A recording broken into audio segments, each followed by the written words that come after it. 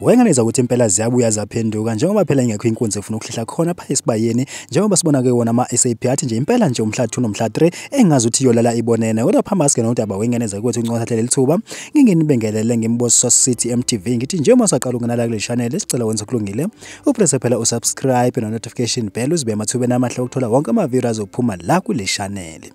Hayi wenganeza ukuthi impela izinto ziyaphenduka phayana ke njengoba sibona wona nawo ama-SAP athi nje impela ngomhla ka2 umhla 3 December engazi ukuthi impela kuyocaca inkunzi ngoba ke engazi ukuthi hayikho inkunzi efuna ukugoba uphondo uthi ke wenganeza kwethu ke phana ke